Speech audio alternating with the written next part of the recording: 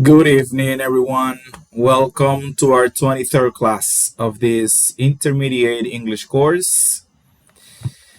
¿Me escuchan ahí, chicos? Yes, teacher.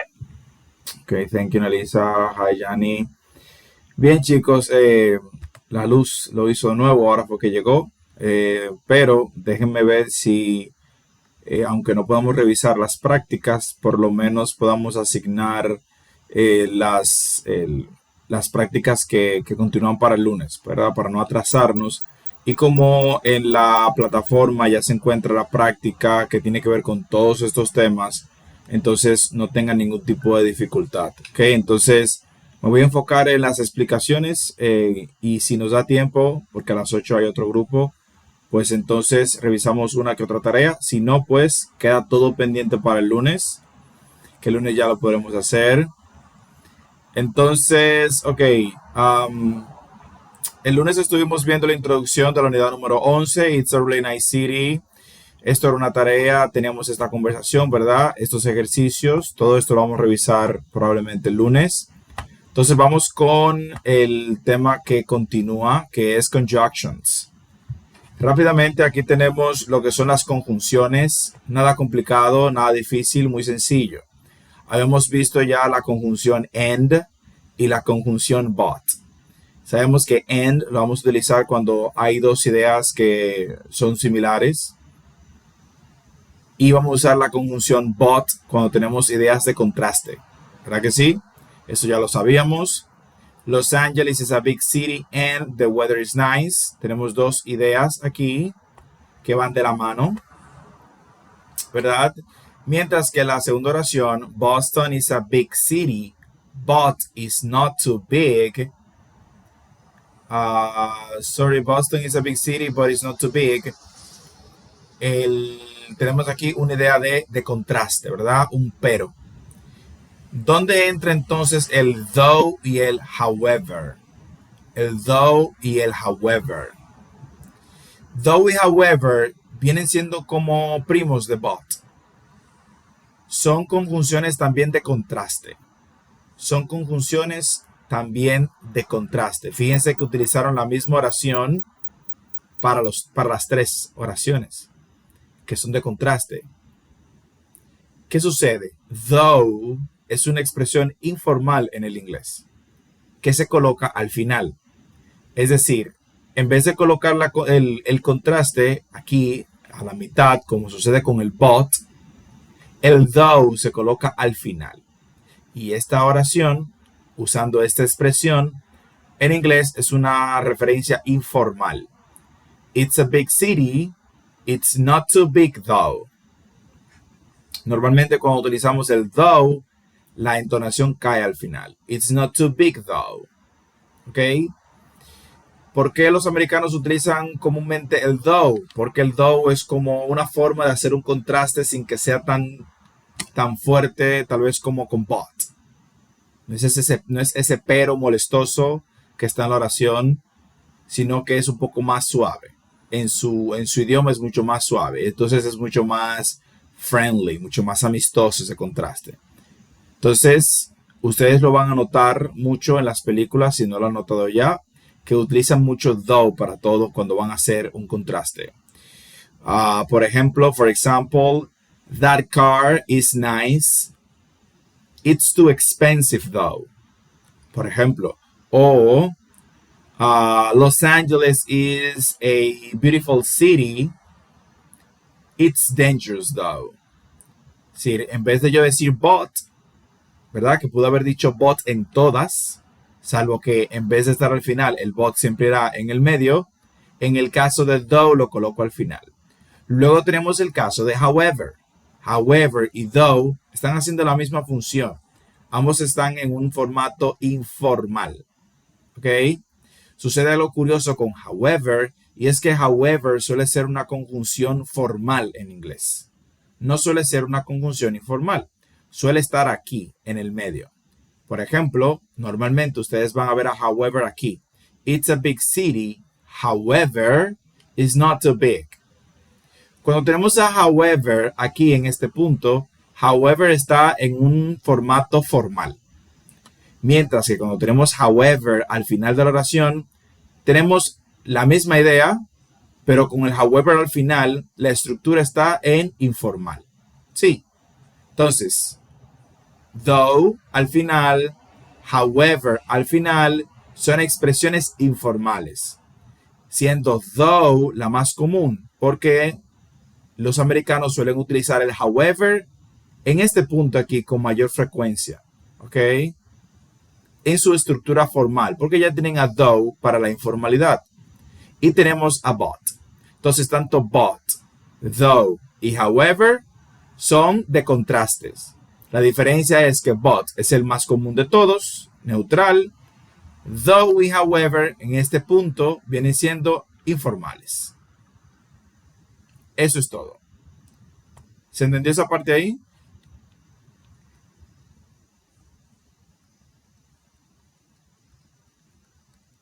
¿Alguna duda? ¿Alguna pregunta?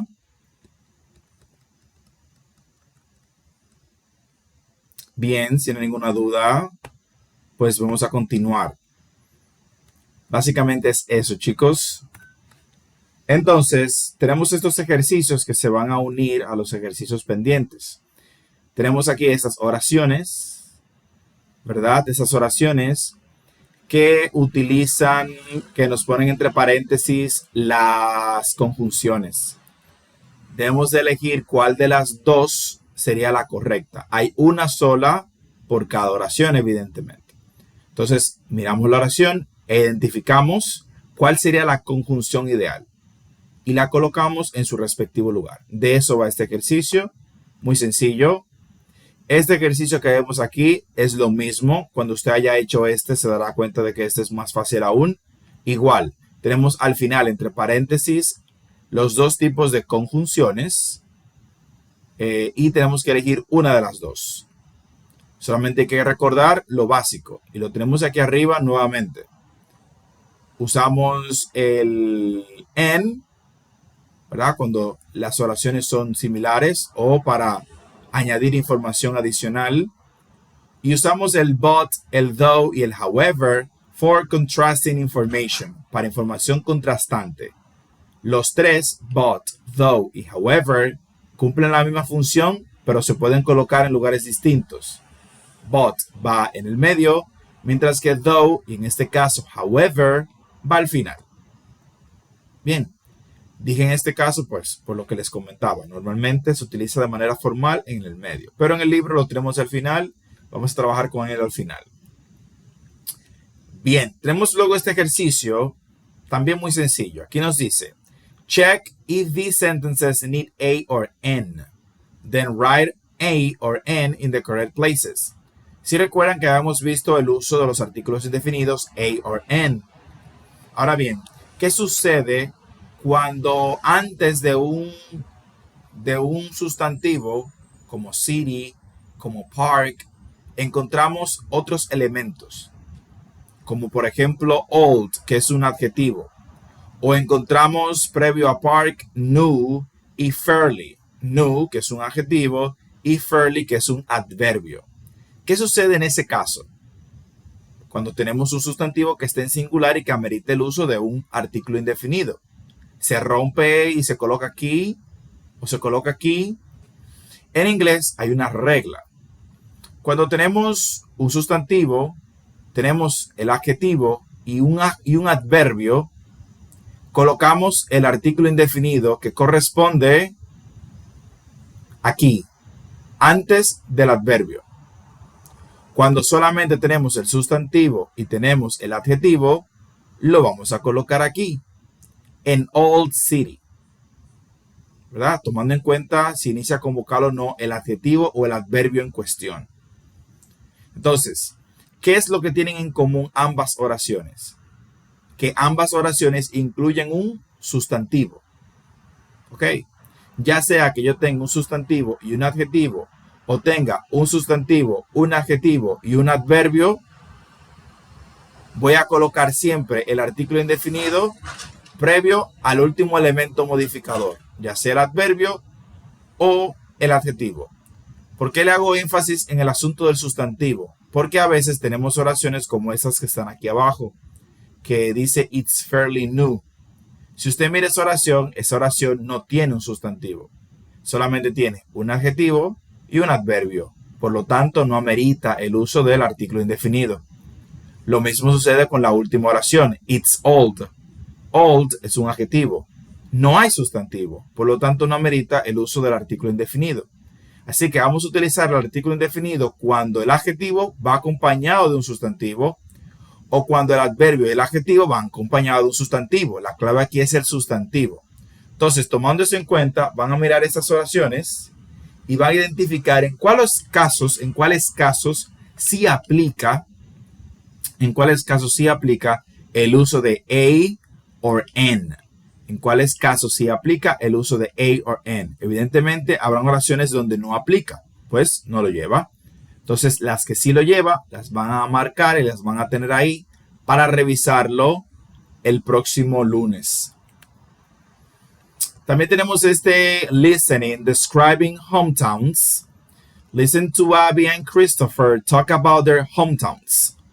What do they say about them? Choose the correct words. Aquí tenemos un listening basado en Abby's hometown, la ciudad natal de Abby, y Christopher's hometown, la ciudad natal de Christopher. Nos da dos opciones en cada uno. Debemos de, a partir del audio, identificar cuál de las dos es la ideal, cuál es la correcta. Muy sencillo. Muy bien, aquí tenemos un resumen, ¿verdad? De 6 World Famous Landmarks. Landmarks, hitos, monumentos. Tenemos aquí 6 lugares como the Grand Canyon, the Louvre Paris, the Louvre Paris, France, the Pyramids, the Coliseum, Sugarloaf Mountain, and the Taj Mahal. Son lugares, ¿verdad?, que son históricos, importantes. Vamos a tener esta conversación. What should I do there? What should I do there? La próxima semana les voy a mandar el audio. Van a tener mucho protagonismo la próxima semana. Y por último tenemos el otro Grammar Focus, que son con los verbos modales can and should. Recuerden que habíamos visto el verbo modal can para hablar de habilidad. Como por ejemplo, I can play the piano, I can play the guitar. Cuando yo estructuro esa oración, yo estoy hablando de una habilidad que yo tengo, ¿verdad? Ahora bien, el verbo modal can no solamente se utiliza para hablar de habilidades, también se utiliza para hablar de posibilidades o para hacer peticiones. En este caso estamos en el contexto de la posibilidad. ¿Ok? What can I do in Mexico City? ¿Qué yo puedo hacer en la Ciudad de México? ¿Qué yo puedo hacer? You can walk around the historic center. You can walk around the historic center, or you can't miss the street food. La primera es, ¿verdad? Tú puedes caminar alrededor del centro histórico. Es una posibilidad. You can. O you can't miss. You can't miss es no te puedes perder, ¿verdad? No te puedes perder. You can't miss. Utilizamos el can't miss cuando queremos hacer énfasis de que esto no te lo puedes perder, ¿verdad? Esto es algo que tienes que hacer sí o sí. Entonces utilizamos la contracción negativa. You can't miss. Evidentemente para hacer para reforzar una recomendación de que no te lo puedes perder. Entonces el can de posibilidad. Luego tenemos el should. El should, que es un verbo modal de recomendación, para hacer recomendaciones. Mientras que el can habla únicamente de una posibilidad, el should es un poco más certero, porque cuando yo te digo a ti que tú deberías, yo tengo una razón para darte esa recomendación, ¿verdad? Entonces should tiene mucho más peso en ese sentido, mientras que can es solamente de posibilidad, no tiene ese peso de recomendación a título personal. Entonces, what should I see there? ¿Qué yo debería de ver allá? What should I see there? Aquí vemos, you should, tú deberías. You should visit the National Museum of Anthropology.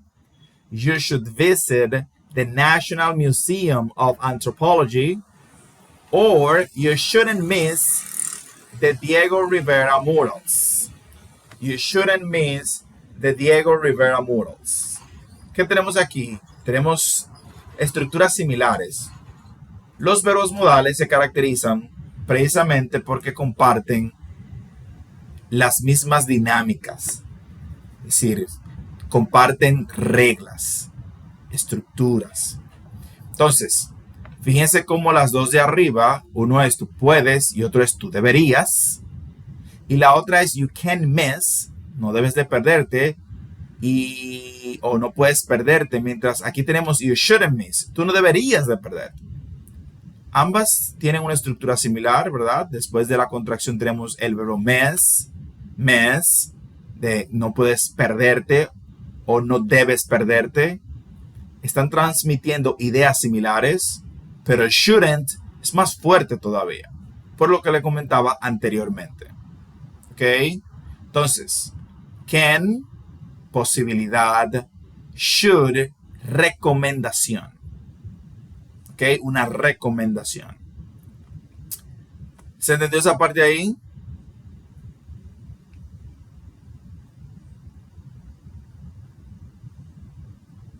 ¿Alguna duda? ¿Alguna pregunta? Yes, teacher. Ok, thank you, Nelisa. Bien, entonces, muy bien, aquí tenemos más información. De todas formas, el lunes cualquier otra duda que pueda surgir la vamos a abordar. Aquí tenemos, por ejemplo, in this context, tourism in Mexico City. It tells the visitor what is possible or available to do while there. Le dice, ¿verdad?, lo que es posible, lo que está disponible para hacer mientras está ahí. Es el caso de can, ¿verdad? Mientras que should tiene la idea de recomendación. También puede ser un consejo o una obligación ligera, pero ese no es el uso que le estamos dando ahora. El uso simplemente es de recommendations, cuando usted hace una recomendación. Más adelante, cuando estemos viendo otras formas de recomendación en inglés, esto va a servir bastante. Entonces, tenemos este ejercicio en el que tenemos que elegir entre can or can't, should or shouldn't. ¿Ok? Aquí vamos a ver cómo, dependiendo de la estructura, usted va a identificar cuándo se está dando una recomendación o cuándo simplemente se está hablando de la posibilidad, se está hablando de la posibilidad de algo o de la disponibilidad de algo. ¿Sí? Ya eso lo vamos a revisar el lunes también. Tenemos este otro ejercicio en el que tenemos que utilizar las expresiones que vemos aquí arriba correctamente aquí debajo. Tenemos shouldn't miss, should see, shouldn't stay, shouldn't walk, can take, can get. ¿Ok? También vamos a tener este listening, where should you go, en el que vamos a escuchar, listen to speakers talk about 3 countries, complete the chart. Aquí ellos van a hablar de un país, en este caso ya tenemos a Japan. Vamos a identificar cuál es the largest city. Y luego vamos a identificar what visitors should see or do in that place. ¿Qué deberían de hacer los visitantes? ¿Qué deberían de ver o hacer en ese lugar? Lo mismo vamos a hacer con el número 2 y el número 3. Y por último, tenemos este reading, A Big Hello From. Tenemos 3 lugares aquí. Barcelona, Spain, Cartagena, Colombia y Bangkok, Thailand. Entonces necesitamos 3 voluntarios para estas lecturas. Ok, Yanni, Barcelona, Spain, thank you for always be willing. ¿Quién va a tomar Cartagena? Teresa, Cartagena, Colombia. Y Christian Marte, Bangkok, Thailand. Muy bien, chicos, muy bien. Entonces ahí está. Todos los demás deben de leerlo, ya saben, para poder resolver esto aquí, en el que tenemos que identificar en qué lugar ocurren estas actividades. Y listo, chicos. Yo sé que ha sido rápido, a vapor, flow microondas, pero con eso ustedes pueden trabajar con la práctica que está en la plataforma. Yo de todas formas le voy a extender un poquito más. No la práctica de los verbos, pero sí la práctica principal. La voy a extender un poquito más. Su disponibilidad, aunque va a haber otra disponible, ¿verdad? Que tiene que ver con la próxima unidad. Hasta el lunes, cuando hagamos la revisión. La voy a extender hasta el lunes. En vez de que cierre el domingo, va a cerrar el lunes en la noche. De esa forma, si alguien se quedó con alguna duda debido a la prisa por la falta de electricidad y eso, pues la pueda resolver y luego entonces proceder con lo que es la práctica. Recuerden que el lunes estuvimos viendo cuáles son los verbos del Verb Review que ya está en la plataforma. Estamos acercándonos, nos quedan como 2 semanas, aproximadamente 2, máximo 3 semanas del inglés intermedio. Si el inglés intermedio se está ya terminando, estamos también terminando el material del inglés intermedio y en lo pronto estaremos pasando a lo que sería la etapa final, ¿verdad? Advanced English, al módulo del inglés avanzado, que está basado en el libro 1, en el libro 2, perdón. Entonces, chicos, voy a mandar todo por el grupo, todas las tareas. Entonces, el lunes, traten de conectarse a tiempo para que podamos ver, Dios mediante lo vamos a ver todas las tareas que quedaron pendientes, desde Since and For, que está pendiente, Since and For, que está pendiente y le vamos a hacer hoy, junto con las demás cosas que estaban ahí y las que yo acabo de añadir ahora. Lo voy a reenviar todo en el grupo junto con las nuevas prácticas para que quede en un solo bloque y no les falte ninguna práctica, ¿ok? ¿Alguna duda, chicos? ¿Alguna pregunta?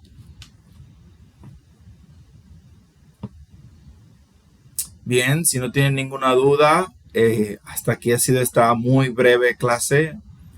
Have a really good night, guys. I'm really sorry about the electricity. And see you again on Monday at 6:30 p.m. Goodbye, good night. Bye. Good night, teacher. Good night.